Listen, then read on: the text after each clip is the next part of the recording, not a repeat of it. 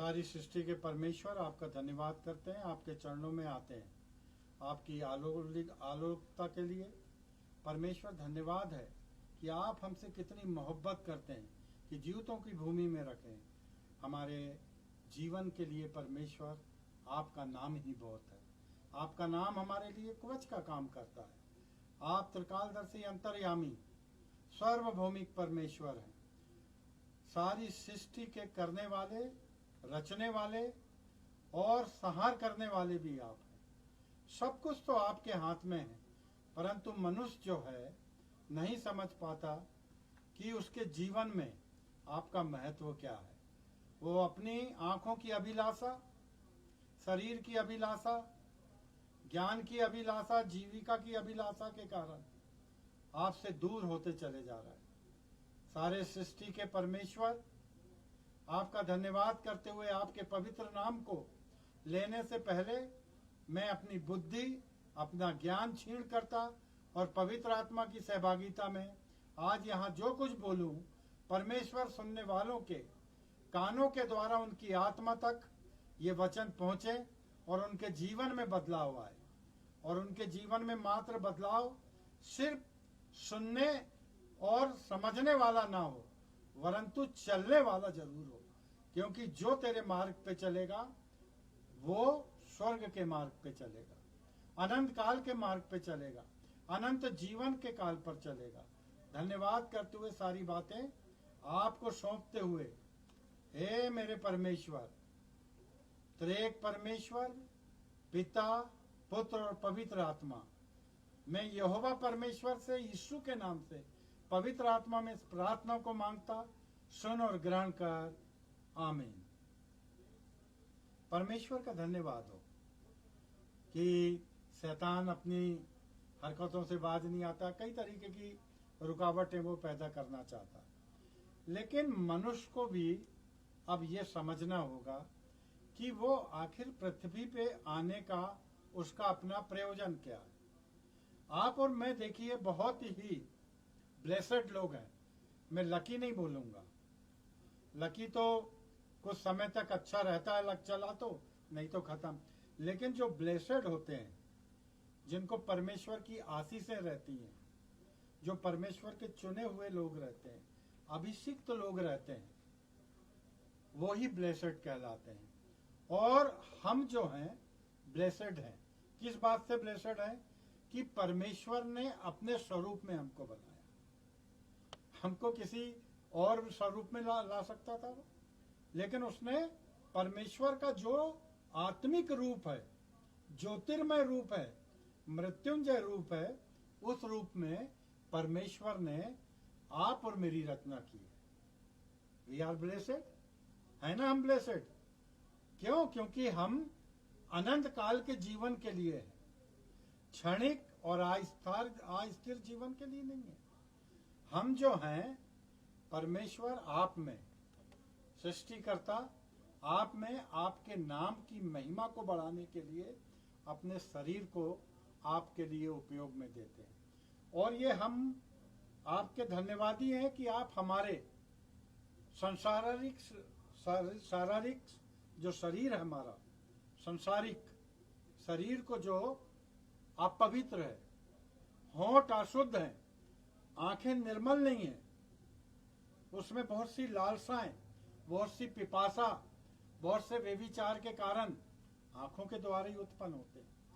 ये जो मस्तिष्क है, ये जो ज्ञान है, ये संसार का ज्ञान है, ये आत्मिक ज्ञान नहीं है। जिनको आत्मिक ज्ञान होता है वो संसार की बातों को नहीं, वरन आपकी बातों को प्रचार करते हैं। चाहे समाज कोई भी हो, हिंदू हो, मुस्लिम हो, सिख हो, ईसाई हो, पारसी हो, बौद्ध हो, कोई भी भाषा हो, कोई भी रंग हो, लेकिन मैं इतना जानता हूं कि परमेश्वर ने आपको और मुझको अपने स्वरूप में, यानी खुद के जैसा बनाया है। इसके लिए आपका धन्यवाद करता हूं परमेश्वर। और सबसे बड़ी बात, यहोवा पर एक बात, जब आपको बनाया तो कहां आपने गड़बड़ किया है। मैं एक और चीज आपको बताता हूं कि परमेश्वर का प्रयोजन मनुष्य के साथ क्या है। उसका प्रयोजन बड़ा साफ और स्पष्ट है। अगर हम पुराने नियम में जाते हैं तो मलाकी 2:15 में पढ़िए, जिसमें लिखा है, क्या उसने एक ही को नहीं बनाया? उसके पास और भी आत्माएं थीं, परंतु उसने एक ही को क्यों बनाया? क्योंकि वो आपसे परमेश्वर की योग संतान चाहता है। परमेश्वर क्या चाहता है? खुद के योग, यानी परमेश्वर की बराबरी में, परमेश्वर के योग, परमेश्वर को भावता, परमेश्वर की पवित्रता को लिए हुए मनुष्य को वो बोलता है, आओ हम मनुष्य को अपने स्वरूप में बनाएं। और यहां बोलता है कि आत्माएं बहुत सी थी, कुरूब की थी, सोराब की थी, और बड़े बलवंत स्वर्गदूतों की थी। ना जाने उसके पास कितनी आत्माएं होंगी। और जब हम प्रकाशित वाक्य यशाया, होशे, यहेजकेल जब पढ़ते हैं, तब हमारे को वहां बहुत सी आत्माओं के स्वरूप को दिखाया गया है। किसी के 6 पंख है, किसी का आग का चेहरा है, किसी का तेजोमय चेहरा है, प्रकाशमय चेहरा है। आप देखिए, उनसे बढ़ के परमेश्वर ने आपको और मुझको क्या बोला? परमेश्वर बोलता है कि मैं तुमसे, यानी मनुष्य से, परमेश्वर की योग संतान चाहता हूं। और अगर आप यूहन्ना 1 उसका 10 से 13 तक पढ़ेंगे तो उसमें बड़ी साफ बात लिखा कि वह जगत में था और जगत उसके द्वारा उत्पन्न हुआ और जगत ने उसे नहीं पहचाना। कितनी अच्छी बात। वो जगत में था और जगत उससे उत्पन्न हुआ, परंतु जगत ने, ये जो संसार है, इसने परमेश्वर को नहीं पहचाना। वह अपने घर आया, परंतु घर के लोगों ने ग्रहण नहीं किया। जब यीशु मसीह अपने काल में यरूशलेम में होता था तो वहां काम नहीं होता था। जिन जगहों पर वो पैदा हुआ, खेला कूदा, वहां के लोग उसको ग्रहण करने को तैयार नहीं थे।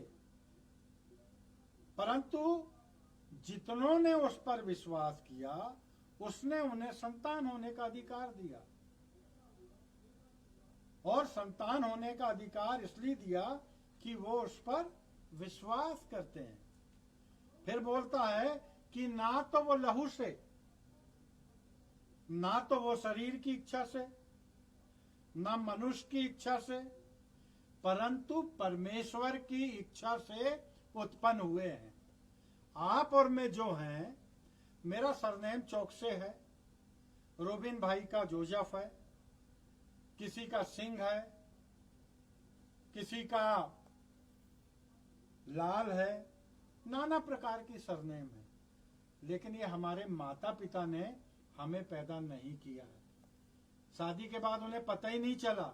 जब पत्नी अपने पति को बताती है कि मैं गर्भ से हूं, तब सारे लोगों को पता लगता है और उनके कुनबे के लोगों को, रिश्तेदारों को जब ये खबर दी जाती है तो एक आनंद आता है कि एक जीव, एक जीवित प्राणी जो है, जो गर्भ में बन रहा है परमेश्वर के स्वरूप में, अब वो इस सृष्टि में आने वाला है, इस दुनिया में आने वाला है।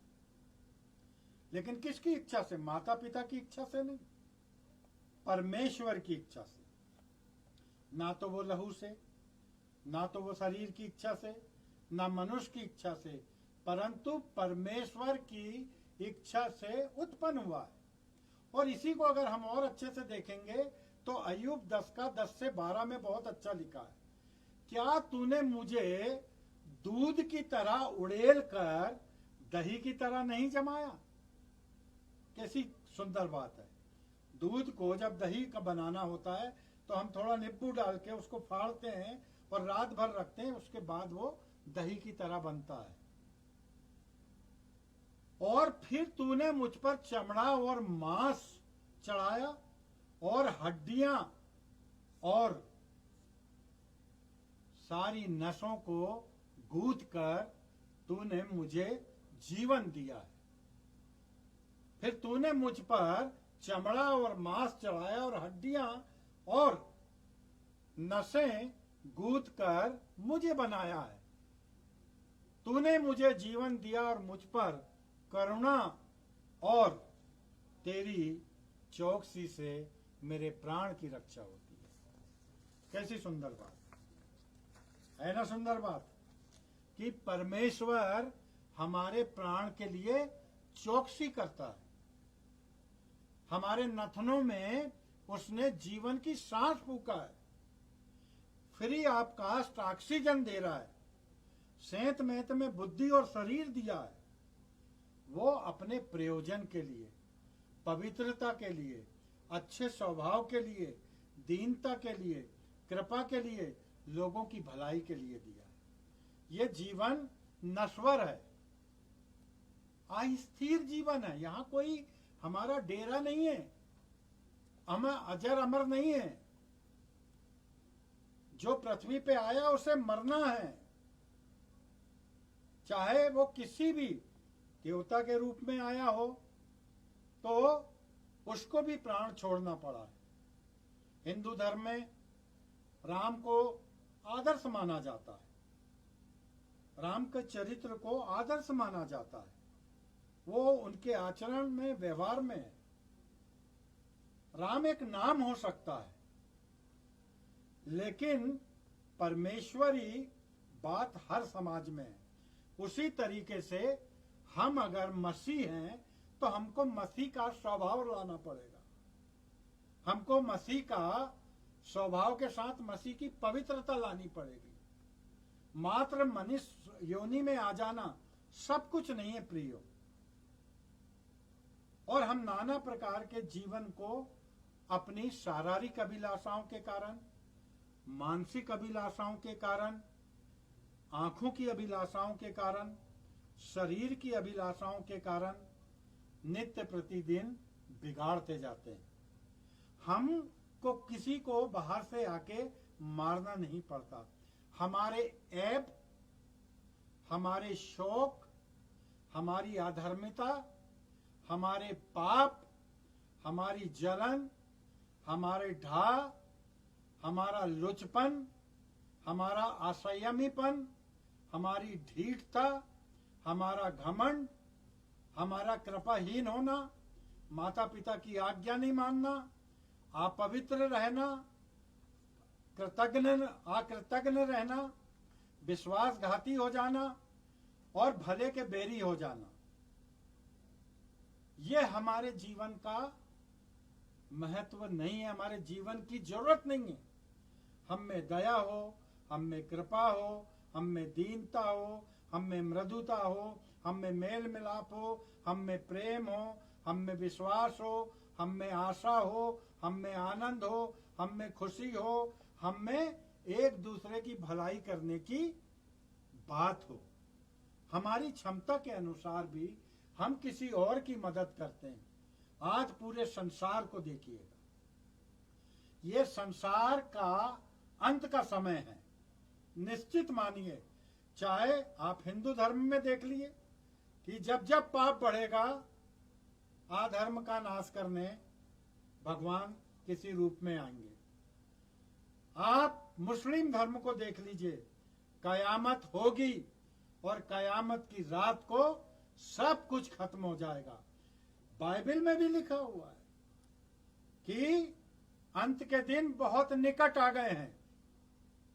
आप अगर हिंदू थियोलॉजी को देखेंगे तो उसमें उन्होंने युग बांटा हुआ है, चाहे वो द्वापर हो, त्रेता हो, सतयुग हो या कलयुग हो। ये काल बदलते हैं और अंत होता है। जैसे नूह के समय एक संसार परमेश्वर ने बसाया,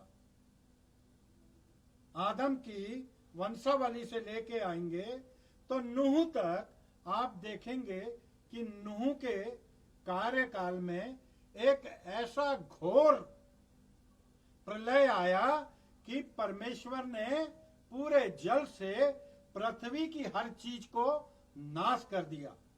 जिन चीजों में प्राण थे, चाहे वो पशु हो, पक्षी हो, जलचर हो, वृक्ष हो, कुछ भी हो, सबको नाश होना पड़ा। अब ये काल भी जो है, ये कलयुग जाने वाला है हिंदू धर्म के अनुसार, कयामत आने वाली है मुस्लिम धर्म के अनुसार, मसीह धर्म के अनुसार परमेश्वर का आना निकट है। और हमारे पास धन्य आशा है कि यीशु मसीह आप और मुझको लेने आने वाला है। इसलिए उसने बोला कि मनुष्य साधारण नहीं है, उसको मैंने ना तो वो लहू से, ना तो वो शरीर की इच्छा से, ना मनुष्य की इच्छा से, परंतु परमेश्वर की इच्छा से पैदा हुआ है। यानी हम जो हैं परमेश्वर की इच्छा से पैदा हुए हैं। इसलिए यहां पर परमेश्वर एक और चीज बोलता है कि हम ये नाकारा और निकम्मे क्यों हो गए, हम कम जर्फ क्यों हो गए। उत्पत्ति 6:6 में एक बात लिखी हुई है। उत्पत्ति 6:6 में लिखा है कि परमेश्वर बोलता है कि मैं मनुष्य बना के पछताया, इसलिए तो प्रलय हुआ और खत्म हुआ। फिर दूसरा काल आया मूसा से यीशु मसीह तक के लिए, तो ऐसे 2,000 साल मिलाएंगे तो 6,000 साल। आप देखेंगे एक काल नूह तक 2,000 साल हुए, नूह से मूसा तक 2,000, और मूसा से यीशु मसीह तक 2,000। 6 दिन में सारी सृष्टि का निर्माण हुआ। 7वें दिन विश्राम काल है। ये 7वां काल जो है विश्राम काल है। अभी 2020 यानी 2000 साल के बाद, 20 साल के बाद अभी आपके पास बहुत लंबा सफर कटने वाला है प्रियो। क्योंकि परमेश्वर के लिए एक दिन एक साल के बराबर और एक साल एक दिन के बराबर है। लेकिन कहीं तो हम चूके हैं। अगर हम चूके हैं तो कहां चूके? तो प्रकाशित वाक्य 3 का हम 15 से 18 तक पढ़ेंगे, जिसमें बड़ा साफ लिखा हुआ है, बड़ा स्पष्ट लिखा है कि मैं तेरे काम को जानता हूं, ना तो तू ठंडा है ना तो तू गर्म है। अच्छा होता कि तू, भला होता कि तू ठंडा या गर्म होता, परंतु तू गुनगुना है, इसलिए मैं अपने मुंह से तुझे उगलने पर हूं। परमेश्वर बोलता है कि अच्छा होता या तो तू ठंडा होता या तो गर्म होता। ठंडा होता, नहीं मानता परमेश्वर को, नहीं मानता अपने धर्म को, नहीं मानता किसी बंधन को, स्वतंत्र है, जो मर्जी आए, जैसे जानवर जी रहे हैं वैसे हम जीते। और आज कई जानवरों से बदतर तो मनुष्य जी रहा है। क्या ऐब नहीं है मनुष्य के जीवन में? क्या पवित्रता नहीं है? क्या विनाशकारी सोच नहीं है? कहां परमेश्वर ने सारे जगत को एक धागे में पिरोया कि सब मेल मिलाप, प्रेम, आनंद और खुशियों से रहें, और आज हम एक दूसरे के दुश्मन बने। एक छोटे से पिस्सू ने, जो घुन से भी छोटा है, जिसका नाम है कोरोना, एक छोटी सी बीमारी ने पूरे संसार को घर में लॉकडाउन कर दिया। और जब तक आप घर में रहोगे सुरक्षित रहोगे, क्योंकि बाइबल में भी लिखा है सड़कें खाली हो जाएंगी, गीत बजने बंद हो जाएंगे, मातम में लोग इकट्ठे नहीं होंगे, जन्मदिन मनाए नहीं जाएंगे। आज जन्मदिन भी कैसा मना रहे हैं? एक ही घर में 4-5 लोग बड़ी मुश्किल से मनाए तो मनाए, नहीं तो भैया छोड़ो। अभी पड़ोसी से हिम्मत नहीं हो रही बात करने की। क्यों? क्योंकि आपने परमेश्वर के इस स्वरूप को, जो पवित्रता में बना हुआ है, उसको बिगाड़ने की कोशिश किया है। और क्या हो गया? अब आप अपने धर्म से दूर जा रहे हैं। अपने धर्म से कैसे दूर जा रहे हैं? कि ना तो आप ठंडे हैं या तो गर्म होते, सड़कों पे आप खड़े होकर परमेश्वर का प्रचार करते, बड़ा नाद करते, आवाज निकालते, लोगों को बताते कि परमेश्वर का प्रयोजन मनुष्य के लिए पृथ्वी पर यह है कि वो सबके साथ मेल जोल से रहे, प्रेम से रहे, आनंद से रहे, ना कि एक दूसरे को दुश्मनी, डाह, जलन और कलह में मारने की कोशिश करे। क्योंकि इसलिए तू गुनगुना है, अच्छा होता तू ठंडा या गर्म होता तो मैं अपने मुंह से तुझे उगलने पे है। तू जो कहता है कि मैं धनी हूं और धनवान हो गया हूं और मुझे किसी वस्तु की घटी नहीं, तो सुन, और यह नहीं जानता कि तू अभागा और तुच्छ, कंगाल, अंधा और नंगा है। हमको लगता है हमारी जीविका 1 लाख रुपए की हमारी सैलरी है, मेरी पत्नी की 70-80 हजार की सैलरी है, प्रोविडेंट फंड और नाना प्रकार की पीछे की टेबल के नीचे की बहुत सी धन की संग्रह होते जा रहा है। प्रियो, पैसा तो बहुत आएगा, लेकिन उसको बांटने की कोशिश कर लो। अपने अपराधी, अधर्म और पाप की कमाई से लोगों को मित्र बना लो। जो बच्चे अच्छे पढ़ सकते हैं, जिनकी बेटियां ब्याह नहीं रही, उनकी मदद करने के लिए आगे बढ़ो। जिनको कपड़े नहीं है उनको कपड़े पहनाओ, जिनको खाना नहीं है उनको खाना खिलाओ।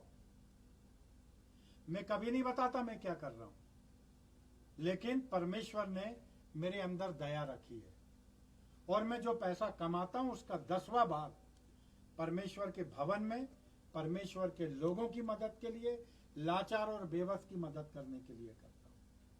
क्योंकि अगर मैं सोच लूं कि मैं धनवान हूं तो कीड़े पड़ जाएंगे। कितनी संतलत, कितने राजा महाराजा, इनकी औलादें बची नहीं दुनिया में। राजा महाराजा चले गए, अब कॉर्पोरेट जगत आया, इंडस्ट्रियलिस्ट आए हैं। कितने दिन चलेंगे? 4 पीढ़ी के बाद सब समाप्त, 5 पीढ़ी के बाद सब समाप्त। आपके यहां धन होगा तो आपका मन भी वहां लगेगा और घुन की तरह आपके घर में विनाश आ जाएगा। दबे पैर आपका लड़का दारू पिएगा, ड्रग्स पिएगा, अफीम पिएगा, चरस पिएगा, लड़कीबाजी करेगा, नाना प्रकार की जितनी गंदगियां हैं संसार की, वो सब का उपभोग करेगा, लेकिन परमेश्वर से दूर हो जाएगा। इसलिए परमेश्वर बोलता है कि तुम साधारण लोग नहीं हो। मैं तुम्हें सम्मति देता हूं कि तुम मुझसे ताया हुआ सोना मोल ले लो, यानी पवित्र शास्त्र ले लो। पवित्र शास्त्र के अंदर लिखी हुई सोने से ज्यादा कीमती वचन ले लो, आज्ञाओं को ले लो, मोल ले लो।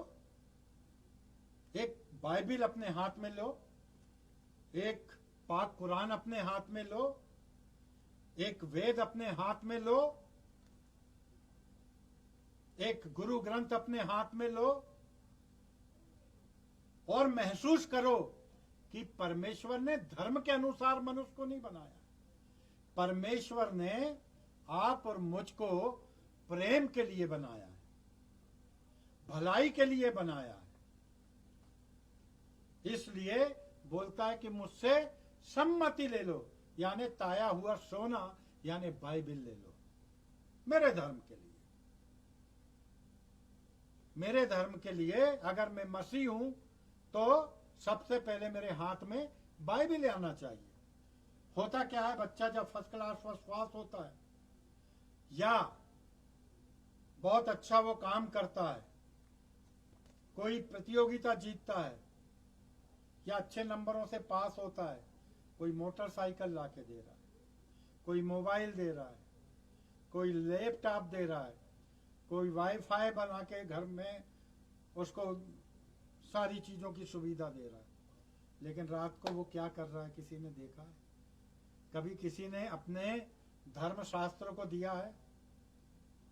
मैं आज सर्व धर्म की बात करना चाहता हूं, मात्र मसीह धर्म की बात नहीं करना चाहता। आज ये जो संसार में बला आई है, क्या हम अपने धर्म से और अपने धर्म ग्रंथों से उतना प्रेम करते हैं?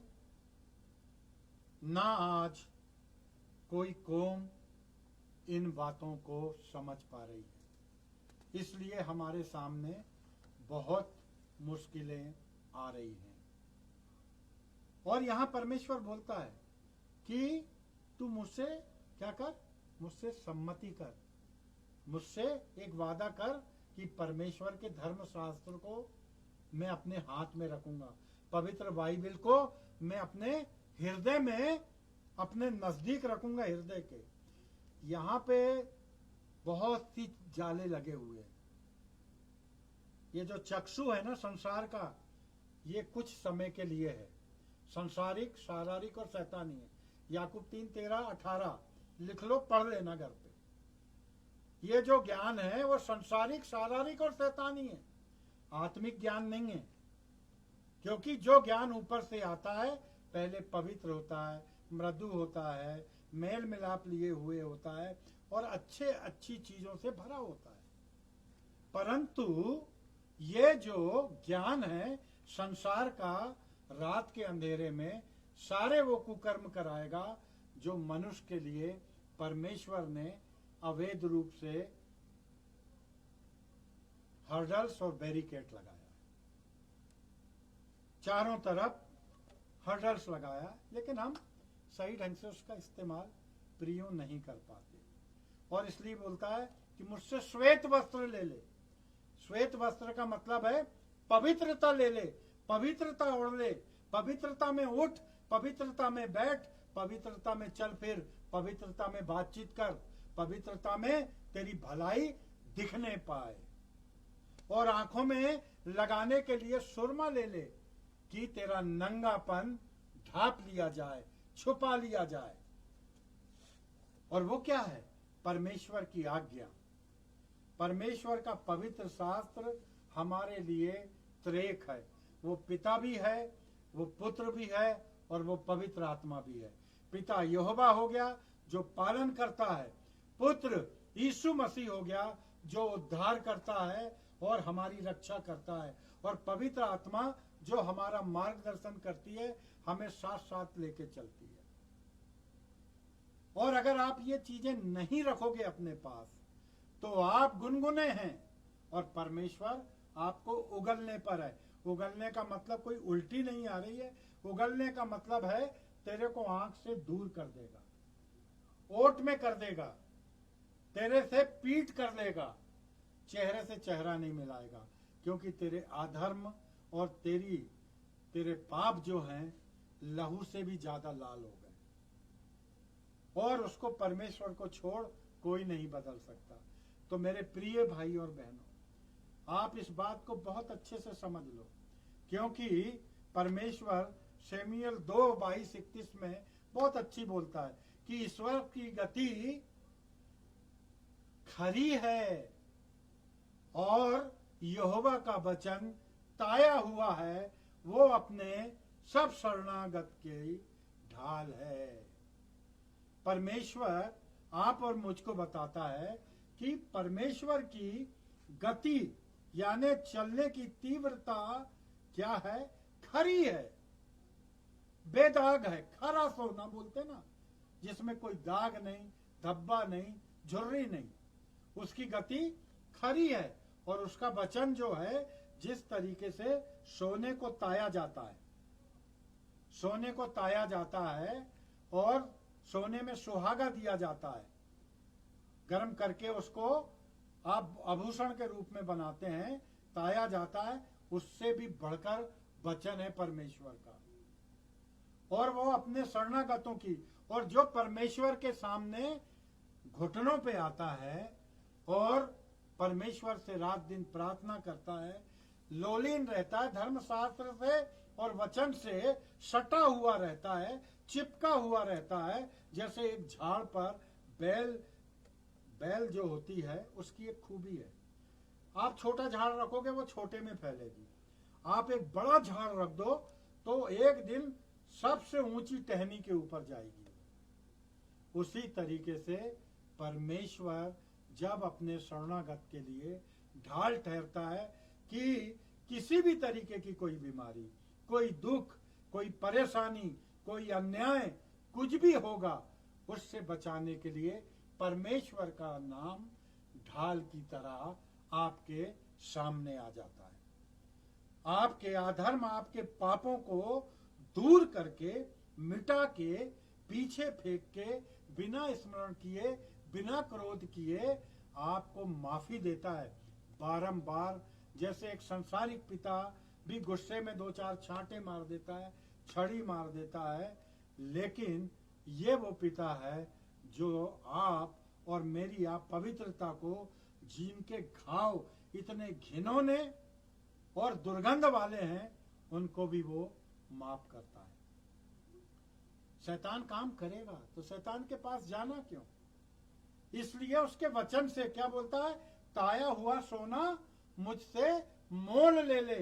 ये है ताया हुआ सोना। उसके जो वचन हैं वो ताए हुए हैं, और वो अपने शरणागतों को, अपने शरणार्थियों को, उसके संरक्षण में जो जाते हैं, जो उसके संरक्षण में जाते हैं, परमेश्वर उनसे बोलता है कि मैं तुम्हारी ढाल और मैं तुम्हारी चट्टान और मैं तुम्हारा कवच हूं। और 119 भजन संहिता 119 उसका 140 में यूं लिखा है कि परमेश्वर तेरा वचन पूरी रीति से ताया हुआ है। फिर परमेश्वर ने यहाँ ताया की बात किया है। वहां भी ये बोल रहा है कि तू मुझसे सम्मति ले ले और मुझसे ताया हुआ सोना मोल ले ले। वो सोना क्या है? वो सोना वचन है प्रियो। चाहे किसी भी धर्म का, कोई भी धर्म को खोलोगे आप, वेदों को, शास्त्रों को, ग्रंथों को, कथाओं को, किसी का भी वाचन करोगे, वो भलाई सिखाएगा। आप कुरान शरीफ को पढ़ो और उससे जुड़ी हुई किताबों को पढ़ो, बाइबिल से, बाइबिल की जुड़ी हुई किताबों को पढ़ो। ये ताया हुआ सोना है। आप जैसे हैं, जहां हैं, जिस धर्म को मानते हैं, आपका स्वभाव परमेश्वर को भाने वाला बने। आइडियल वर्शिप से बचे आप आराधक हैं परमेश्वर के, आप पूजक नहीं हैं, क्योंकि आपके अंदर एक आत्मा है, पवित्र आत्मा है, सच्चाई की आत्मा है, दुख हरने वाली आत्मा है, सही मार्ग पे ले चलने वाली आत्मा है, सच और झूठ को बताने वाली आत्मा है। इसलिए परमेश्वर बोलता है कि यहोवा का वचन, यानी परमेश्वर का वचन ताया हुआ है, इसलिए तेरा दास उससे प्रीति रखता है। मैं परमेश्वर के वचन को बहुत प्रेम करता हूं और बहुत इंजॉय करता हूं। मैं बाइबिल को साधारण तौर पे नहीं पढ़ता, मैं इंजॉय करता हूं बाइबिल को। किसी उपन्यास को पढ़ने में जो मजा आता है लोगों को, संसारिक ज्ञान के द्वारा, आत्मिक ज्ञान के द्वारा, मुझे परमेश्वर के वचन से लिपटे रहना अच्छा लगता है। उसके गूढ़ रहस्यों को जानना अच्छा लगता है, उसको भेदों को मांगना अच्छा लगता है। और परमेश्वर पिता से मैं भेदों को जानने के लिए हमेशा जिद्दी बच्चे की तरह जिद करता हूं, अपने अधिकार के लिए लड़ता हूं कि परमेश्वर जो लोगों को नहीं मालूम, उससे बेहतर तू मुझको बता। और मेरा परमेश्वर मुझ पे अपने रहस्य को खोलता है कि तू मुझसे सम्मति कर ले और ताया हुआ सोना ले ले। अंत में परमेश्वर नीति वचन 30:5 में बोलता है कि परमेश्वर का एक एक वचन ताया हुआ है और वह अपने सब शरणागत की ढाल ठहरा है। कितनी प्यारी बात। हर जगह पर परमेश्वर का वचन ताया हुआ है। ये ताए हुए वचन को अपने कलेजे में लगा के रखो, हृदय में लगा के रखो। ये कान से सुनोगे, दूसरे से निकल जाएगा। मस्तिष्क में इतने विकार हैं, इतनी परेशानियां, इतनी दुख, इतनी त्रासदी, इतने संताप हैं कि आप अपने आप से ही घृणा करते हो। अरे मर जाता तो अच्छा होता, भगवान ने मेरा साथ छोड़ दिया, ईश्वर ने मेरा साथ छोड़ दिया, परमेश्वर ने मेरा साथ छोड़ दिया। भैया, आप और मैंने खुद अपना साथ छोड़ दिया। हमने अपने जीवन को, ये नश्वर जीवन को महत्व देने के लिए शरीर की अभिलाषाओं के कारण परमेश्वर के ताए हुए सोने को अलग कर दिया है और फालतू कृत्रिम चीजों को लेके बैठ गए। फिर बोलता है आगे वचन में कि तुम मुझसे श्वेत वस्त्र ले ले कि तेरा नंगापन ढप जाए।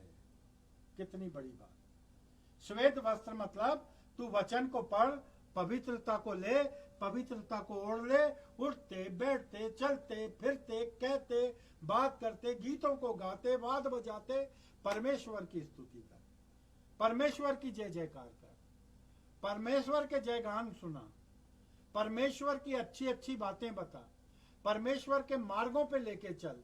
जो भटक गया उनको तू खुद खींच के ला, और जो निर्बल है उनको अपनी संगति में रख, क्योंकि परमेश्वर बोलता है कि प्रेम से बढ़ के कुछ नहीं। और अगर तू नाना प्रकार की अन्य अन्य भाषा में नाना प्रकार की योग्यता रखते हुए अन्य अन्य प्रकार की भाषा बोले और आपस में प्रेम नहीं रखे, भाईचारा नहीं रखे, तो तू ठनठनाता पीतल और झनझनाती झांझ है। इसलिए मुझसे तू शुद्ध श्वेत वस्त्र ले ले, पवित्रता का वस्त्र पहन ले, पवित्रता का वचन ओढ़ ले, पवित्रता की शिक्षा को पहन ले कि तेरे पैर कभी लड़खड़ाने ना पाए, तेरे हाथ अपराध ना करने पाए, तेरी आंख गलत ना देखने पाए, तेरे जुबान से कोई गंदी बात ना निकलने पाए। शरीर के ये सारे अंग जो हैं परमेश्वर के बनाए हैं, तुम्हारा और हमारा कुछ नहीं है। पैर के नख से लेके सर के बाल तक आपने क्या बनाया और मैंने क्या बनाया है। आप क्यों कृत्रिमता में जी रहे हैं?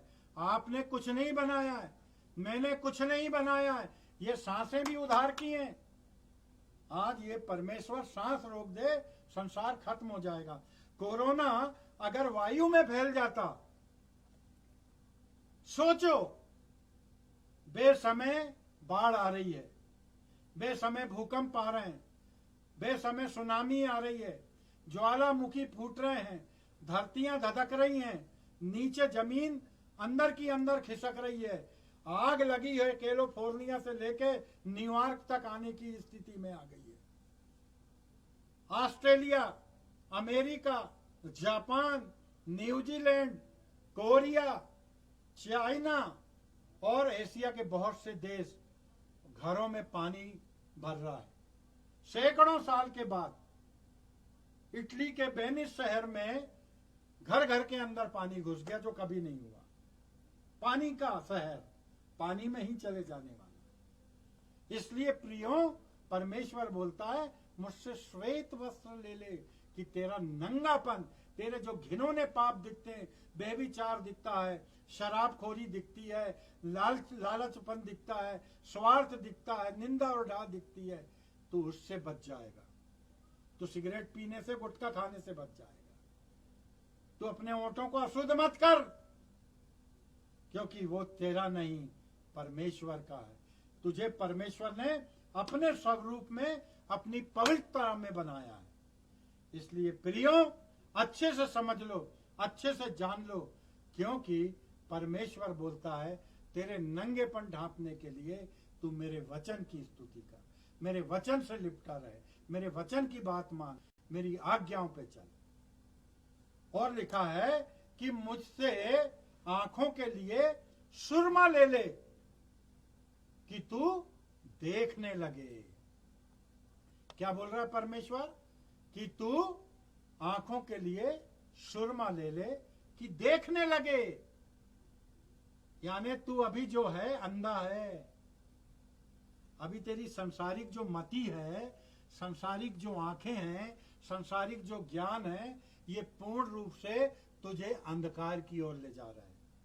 लेकिन अगर तू आत्मिक रूप से जीना चाहेगा, तू आत्मा में जीना चाहेगा, तो परमेश्वर का सुरमा लगा ले, यानी वचन का अंजन कर ले।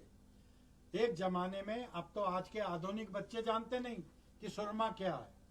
सुरमा उसको कहते थे कि काजल को रिफाइंड करके बनाया जाता था, और आंखों में जो दर्द और तकलीफ होती थी, टेक्नोलॉजी इतनी नहीं बढ़ी थी और आंखों में कीच आती थी, तो सुरमा की डंडी दोनों आंखों से कारीगर लगा के खींचता था, तो आंखें निर्मल हो जाती थी, उसमें शीतलता आ जाती थी, उससे जलन दूर हो जाती थी। ये मनुष्य की शारीरिक चीजों को ठीक करने का था। लेकिन यहाँ जो बात है वो आत्मिक आंखों की बात है, वो संसारिक के ज्ञान की बात नहीं है, ये आत्मिक ज्ञान की बात है। और आत्मिक ज्ञान क्या कहता है कि तू परमेश्वर के पीछे पीछे चल। तू श्वेत वस्त्र ले ले, क्यों बोला परमेश्वर? श्वेत वस्त्र कहाँ मिलेगा? ताया हुआ सोना मिल गया? उसने बता दिया परमेश्वर की गति खरी है, परमेश्वर का वचन ताया है। यहोवा का एक एक वचन ताया है, परमेश्वर का वचन ताया है, और वो हमारे लिए ढाल और चट्टान का काम करता है। तो श्वेत वस्त्र क्या है? श्वेत वस्त्र चार हम प्रकाशित वाक्य 4 को देखेंगे। और स्वर्ग पे क्या है? चारों तरफ 24 सिंहासन है, और सिंहासन के चारों ओर, यानी कौन से सिंहासन के? जहां परमेश्वर बैठा है, जहां सृष्टि का कर्ता बैठा है, जहां सृष्टि का रचयिता बैठा है, जहां सृष्टि का मालिक बैठा है, जहां सृष्टि का जीवन देने वाले बैठा है। और इस नश्वर जगत से जब हम त्याग करेंगे, एक अनंत काल का स्वर्गिक जीवन देने वाला जहां बैठा है, वो परमेश्वर आपको ईश्वर कर रहा और बोलता है कि सिंहासन के एक मतलब चारों तरफ क्या है? 24 सिंहासन, चारों तरफ 24 सिंहासन रखे हैं, और उनपे 24 प्राचीन बैठे हैं। कितनी गजब की बात कि परमेश्वर के चारों तरफ 24 सिंहासन हैं, और उसमें 24 प्राचीन बैठे हैं जो श्वेत वस्त्र पहने हुए हैं, और उनके सर पे सोने के मुकुट है। अब ये इसका मतलब सोने के मुकुट भी वहां मिलेंगे। ये 24 प्राचीन कौन है? 12 गोत्र के लोग हैं, और 12 चेले उनके लोग हैं जो सिंहासन पे परमेश्वर के बराबरी से चारों दिशाओं में बैठे हुए। और ऐसा परमेश्वर आपको बोलता है कि तुम मुझसे श्वेत वस्त्र ले लो कि तुम्हारा नंगापन ढक जाए। आगे प्रकाशित वाक्य 7 का 9 और 13-14 पढ़ेंगे। उसमें बड़ी प्यारी बात लिखी है।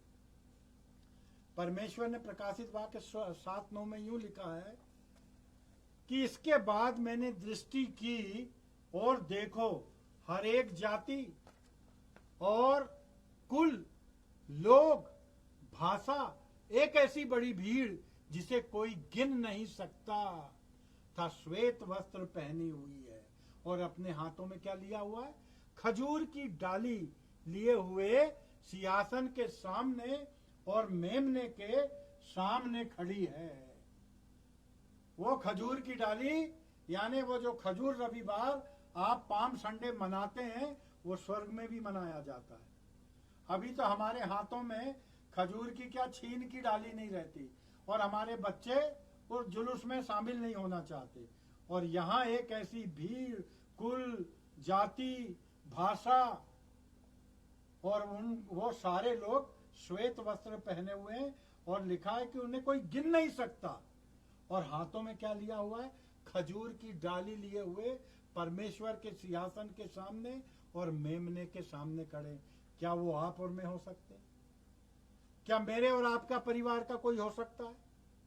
क्या हमने ऐसे कार्य किए हैं जो परमेश्वर को भाते हैं, जो परमेश्वर को उम्दा लगते हैं? क्या हमारे जीवन में हमने ये चीजें देखी हैं, सोची हैं, समझी हैं, या उसको पाने की इच्छा है? क्या हम परमेश्वर के आने की बाट जो रहे हैं? कितने लोग हैं जो यीशु मसीह की सेकंड कमिंग की बाट जो रहे हैं? क्षणिक लोग, मुट्ठी भर लोग। ये तो अनुग्रह का समय है पवित्र आत्मा का, तो 50% है कि चक्की पीसने वाली 2 चक्की पीस रही थी, पीसनहारी एक चले गई, 2 सोए, एक चले गया, यानी 50%। और जब ये अनुग्रह का दरवाजा बंद होगा और सारी आशीषें उठा ली जाएंगी, तब क्या करोगे? तब आपके पास क्या है कहने को? क्या संसार में रहने के लिए आए हैं? ये क्षणिक है, ये नश्वर है, नष्ट होना है, मिट जाना है। आपको बहुत घमंड है धनवान होने का, आपको बहुत घमंड है ज्ञान का, आपको बहुत घमंड है जीविका का। परमेश्वर की नजर में ये तुच्छ है, परमेश्वर की नजर में इसका कोई फायदा नहीं है। ना तुम अपने रोए को कभी तोड़ते हो क्या? जब तक उसकी इच्छा नहीं है तो ये जो रोया है वो भी नहीं तोड़ सकते। तुम्हारा अपना क्या है? ना सांस तुम्हारी, ना शरीर तुम्हारा, ना ज्ञान तुम्हारा, फिर भी अपने आप को औरों से जुदा, औरों से बढ़कर समझना। प्रियों, इसके लिए परमेश्वर नहीं है। परमेश्वर जीवन का देने वाला है। आप बैंक में जाते हैं, क्या जमा करते हैं? पैसा जमा करते हैं। क्यों जमा करते हैं पैसा? कि जब आपको जरूरत होगी बैंक से आप पैसा निकालोगे, यानी बैंक में पैसा डालोगे और पैसा निकालोगे। तो अपने अंदर, अपने हृदय के अंदर क्या डाल के रखा है? अपने शरीर के ऊपर क्या डाल के रखा है? अपनी आत्मा के ऊपर किस तरीके के बोझ, घिनौने बोझ, अपवित्रता के बोझ, स्वार्थ के बोझ, लूटने के, लूट मार करने के, परमेश्वर की ही भेंटें नहीं दे पा रहे, मन नहीं हो रहा। आज देखो, भजनालय, पूजनालय, ये सब बंद पड़े हैं। क्यों? कहीं ना कहीं परमेश्वर को बात बुरी लग रही है ना। आज हम मृत्यु में 20 लोग नहीं जा सकते। घर के लोग, कोरोना का व्यक्ति मर जाता है। मेरे परिवार का एक व्यक्ति, मेरा खुद का कजिन बहनोई, वो अभी 10 दिन पहले खत्म हुए। उनकी बेटी, उनकी पत्नी, उनका बेटा, उनके रिश्तेदार 4 अस्पताल के अंदर देखने जाने को तैयार नहीं हुए। वो बेचारा मर गया, पूरी बॉडी पैक हुई, वहां पर पहुंचाया गया शमशान घाट में, मोक्ष धाम में, उसको जलाया गया। ना बेटी तैयार जाने को, जिसकी शिक्षा दीक्षा और पढ़ने और पढ़ाने के लिए बेटे और बेटी को उसने सब कुछ दे दिया, नहीं जा पाए। क्यों? कहीं रोग ना लग जाए। आदमी बहुत स्वार्थी होता है। जब तक उसका चेहरे पे चेहरा पड़ेगा वो आपसे प्रेम दिखाएगा, चाहे वो पत्नी हो, चाहे बेटा हो, चाहे भाई हो, चाहे माँ हो, कोई हो। हम आंखों में आंसू लेके बैठे रहे, लेकिन हमारी हिम्मत नहीं हुई कि हम मोक्ष धाम जा सके। कितना बड़ा भय! क्यों किया? आज आपने और मैंने किया है, जिसके कारण आप और मैं भुगतने के लिए अब तैयार खड़े सड़कों पर। सड़कें सूनी हो जाएंगी। अभी और क्या सोच रहे? डरा नहीं रहा। इससे भी भयानक बीमारियां आनी है, इससे भी भयानक प्रकोप आने वाले हैं, इससे प्रलय के पहले बहुत सी खतरनाक चीजें होने वाली है। सृष्टि उलट पुलट होने वाली है। एक देश दूसरे देश पे अपनी मिसाइलें ताने हुए हैं। एक छोटा सा पिस्सू, एक छोटा सा कोरोना, जिसको अभी तक संसार के नासा जैसी संस्थाओं ने, Italy, Germany, Spain, France, Korea, Iran, Iraq, कोई ने पार नहीं पा पाया।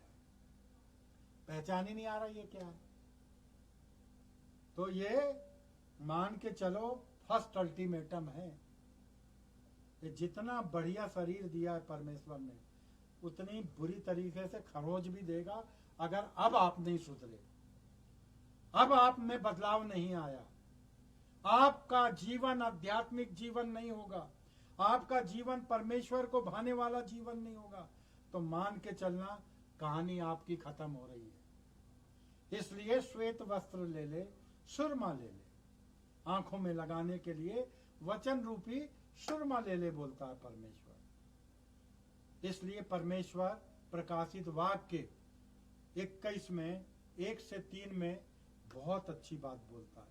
वो बोलता है फिर मैंने नए आकाश और नई पृथ्वी को, क्योंकि पहला आकाश, आप देखना, अब नया आकाश नई पृथ्वी को देखा। क्यों देखा? क्योंकि पहला आकाश और पहली पृथ्वी जाती रही और समुद्र भी नहीं रहा। और फिर मैंने एक पवित्र शहर यरूशलेम को परमेश्वर के स्वर्ग से उतरते देखा। यानी ये यूहन्ना बोल रहा है, ये सारी चीजें जो संसार के दूसरे चरण में, यानी यीशु मसीह के आने के बाद जब मसीहों को उठा लिया जाएगा, उसके बाद ये चीज देखने को मिलेगी पृथ्वी पर कि जो जहां है वहीं रह गया और एक नया आकाश, एक नई पृथ्वी, एक नया समुद्र, एक नया यरूशलेम। प्रियो, ये साधारण बात नहीं है। इसलिए परमेश्वर बोलता है फिर मैंने पवित्र नगर यरूशलेम को स्वर्ग से परमेश्वर के पास से उतरते देखा और वहां उस दुल्हन के समान था जो अपने पति के लिए श्रृंगार करती है। हमारी मसीहों में कहानी है, 10 दुल्हनों की 5 कुप्पियों में तेल रखती हैं, 5 नहीं रखती। आधी रात को दूल्हा आ जाता है, ये 5 अपनी कुप्पी का तेल लेके चले जाती हैं, मांगने पे भी नहीं देती। आपका न्याय परमेश्वर करेगा, आपके न्याय के बीच में कोई नहीं होगा। आपने जो किया है वही आपको भुगतना पड़ेगा। जो आपके काम थे उसके बदले आपका ही निपटारा होगा। ना उसके बदले आपकी बहन, ना भाई, ना माता, ना पिता, ना रिश्तेदार, ना दोस्त कोई काम पड़ सकते, कोई नहीं। आपका जो भी हिसाब किताब है, जो आपने किया है, जो आपने बोया है, वही आपको काटना पड़ेगा। बिल्कुल क्लियर कट बात है, क्योंकि यह संसार तो उलट पुलट हो जाएगा। हमारे धर्मशास्त्र में लिखा हुआ है कि आकाश को कागज की तरह लपेट दिया जाएगा, समुद्र का पानी जहर की तरह, नाक धोने के जहर की तरह हो जाएगा, पीने योग्य नहीं रहेगा। आप सांस लेने में आपको तकलीफ होगी, अंधेरा इतना हो जाएगा कि हाथ से हाथ नहीं देख पाएंगे, आंखों से अपने हाथ को नहीं देख पाएंगे। सर्दी इतनी हो जाएगी कि आप सहन नहीं कर पाओगे, गर्मी इतनी हो जाएगी कि आप बर्न हो जाओगे। इसलिए प्रियो, परमेश्वर के ये पवित्र दिनों को समझ लो कि सब चीज बदलने वाली है, सब कुछ उलट पुलट होने वाला है। फिर मैंने सिंहासन में से किसी को ऊंचे सबसे कहते सुना कि परमेश्वर का डेरा मनुष्यों के बीच में है और वहां उसके साथ डेरा करेगा और वहां उसके लोग होंगे और परमेश्वर उन सब के साथ रहेगा और उनका परमेश्वर होगा। कहने की बात यह है प्रियो, सबसे मुख्य बात यह है कि परमेश्वर का डेरा मनुष्यों के बीच में आ रहा है, मनुष्यों के साथ में रहने के लिए आ रहा है। परमेश्वर मनुष्यों से बहुत प्यार करता है, बहुत प्रेम करता है कि आपके हजारों अपराध, हजारों गुनाह, हजारों अधर्म, हजारों पाप, हजारों ऐसे अकल्याणकारी कार्य हैं जिनको परमेश्वर इग्नोर कर देता है। नहीं तो उसकी एक सांस से ही हम नेस नाबूद हो जाएंगे, जमी दोज हो जाएंगे, जमीन के अंदर घुस जाएंगे, कोई बचाने वाला नहीं होगा। परमेश्वर के आगे कोई ठहर नहीं सकता। इसलिए परमेश्वर आज आपको बोलता है कि आप साधारण लोग नहीं हो, आपको परमेश्वर ने अपनी योग्य संतान की तरह बनाना चाहा है। इसलिए ना तो वो लहू से, ना शरीर की इच्छा से, ना ही मनुष्य की इच्छा से, परंतु परमेश्वर की इच्छा से उत्पन्न हुए। प्रियो, आज इतनी बात कि पहले आपने अपने आप को समझ लिया कि वो अपने स्वरूप में आपको बना रहा है। वो चाहता है अपनी योग्य संतान, जैसा उसका स्वभाव पवित्र है वैसा हमारा स्वभाव पवित्र है, जैसा उसका चरित्र है वैसा हमारा चरित्र हो। पवित्र पवित्र पवित्र अति पवित्र परमेश्वर, अगम अग्नि में रहने वाला अद्वैत परमेश्वर, अलौकिक परमेश्वर, असाधारण सर्वशक्तिमान, सारी सृष्टि का कर्ता धर्ता, जीवन प्राण यश अपयश सब कुछ उसके हाथ में। अभी वक्त है, कोरोना काल में संभल जाइए, फिर इसके बाद रोने वाला काल आएगा।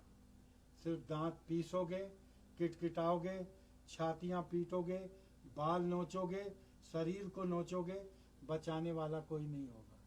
ये डराने की बात नहीं है, ये हर धर्म में वो लिखी बातें हैं जो होने वाली हैं। मेरे और आपके लिए सारी दुनिया में, चाहे हिंदू हो, मुस्लिम हो, सिख हो, ईसाई हो, पारसी है, बौद्ध हो, मुस्लिम हो, कोई हो, वो बोलता है एक रब, एक परमेश्वर, एक खुदा, एक गुरु, सब कुछ एक एकाग्रता में, एक में सब संयोजित है। और वो एक परमेश्वर आपका और मेरा त्रिएक पिता, पुत्र और पवित्र आत्मा है, जो आज की रात आपसे कहता है कि आओ, मैं अपनी दोनों बाहों को फैला के रखा हूं, तुम एक कदम बढ़ो, मैं तुम्हें अपने गले लगा लूंगा। ना तुम्हारा कोरोना कुछ कर पाएगा, ना संसार की कोई बीमारी तुमको छू पाएगी, वरन तुमको मैं एक ऐसी आत्मिक बुद्धि दूंगा जो तुम मेरे भेदों को जानेगी, जो मेरी भाषा को जानेगी, जो मेरे स्वर्ग को जानेगी। स्वर्ग की कुंजियां उसके पास है, अधोलोक की कुंजियां उसके पास है। परमेश्वर सारे जगत का करने वाला है। आओ उसके लिए धन्यवाद करें, प्रार्थना करें। धन्यवाद करते हैं परमेश्वर पास्टर रूबिन जोजफ के लिए, जिसने परमेश्वर क्रिश्चियन टैलेंट का ये प्रतियोगिता रखी है। इसके लिए परमेश्वर हम तेरा कोटि कोटि धन्यवाद देते हैं। भाई की मनसा अपने आप को प्रकट करने की नहीं, मगर वो बेचारे बच्चे जिनको कोई सुनना नहीं चाहता, वो एक मंच पे आके परमेश्वर की स्तुति करे। उनका परिवार कम से कम उस दिन उनके साथ रहे और परमेश्वर से प्रार्थना करे। और बच्चों में आपसे कहूंगा, जीतने के लिए मत गाओ, परमेश्वर के दिल जीतने के लिए गाओ। जिस दिन वो तुम्हारे तरफ हो जाएगा, कोई अवार्ड की तुम्हें जरूरत नहीं होगी, क्योंकि तुम्हारा और मेरा परमेश्वर सपन्या 3:17 में साफ लिखा है कि वो हमारे प्रेम के मारे चुपका रहता है और वो हमारे कारण जोर से सीटी बजाते हुए गाता है। परमेश्वर गाता है, भजन में रहता है। तुम्हारे ये प्रयोजन तुम्हारे परिवार पे आशीष का कारण बनेंगे। परमेश्वर के सामर्थ का साथ तुम्हारे साथ रहेगा। परमेश्वर का बलवंत दाहिना हाथ तुम्हारे कुनबे और खानदान पे, जितनों ने सुना, जितने सुनेंगे, उन सब पर परमेश्वर के दाहिने हाथ का सामर्थ रहे, जो आपको पूरी तरीके से भला चंगा रखे और अपनी ओर खींचे और अपनी बाहों में समेट के रखे। होने दे परमेश्वर, तेरा धन्यवाद करता हूँ। उन बीमारों के लिए परमेश्वर तुझसे मांगता हूँ कि तू उन्हें चंगाई दे, शिफा दे, चाहे वो किसी भी जीवन को जीते हैं। परमेश्वर तू अपने हाथ को आगे बढ़ा, तेरे जख्मीले हाथ, तेरे कलवरी के बहते लहू के द्वारा आज तू पूरे संसार को शुद्ध कर दे। ये कोरोना को तू बहा दे परमेश्वर। ये साधारण प्रार्थना नहीं, ये तुझ में होकर गुजरने वाली प्रार्थना है। और कोरोना तुझे हम आज्ञा देते परमेश्वर के जीवित नाम से, पिता पुत्र और पवित्र आत्मा के नाम से, कि तुझे ध्वस्त किया जाता है। पवित्र और पवित्रता की सहभागिता पर तेरा धन्यवाद करते हैं। सबको परमेश्वर तूने ग्रहण किया और सब पर आशीष का कारण बनाया। धन्यवाद करते हुए सारी बातों में तुझे महिमा मिले, तू बढ़े हम घटें। यीशु के त्रेक नाम से इस प्रार्थना को मांगता हूँ। और इस मांगने के पहले यहोवा परमेश्वर से चाहता हूँ कि परमेश्वर मेरे शहर पर जो विपदा है उसको दूर कर, जो बीमारी है दूर कर। यहाँ का परमेश्वर परसेंटेज जीरो पे तू ला दे। ये प्रार्थना परमेश्वर तेरे सिंहासन तक पहुंचे, क्योंकि ये आत्मा के द्वारा की जा रही है। ये संसार की भौतिकता और भौगोलिकता और विचारों की प्रार्थना नहीं है, ये तेरी आत्मा की सृजी हुई प्रार्थना है। इसलिए तू उसे स्वीकार कर, ग्रहण कर। यहोवा यीशु में और पवित्र आत्मा में धन्यवाद करते हुए इस प्रार्थना को यीशु के त्रेक नाम से मांगते हैं। सुन और ग्रहण कर। आमीन और आमीन और आमीन। हालेलुया।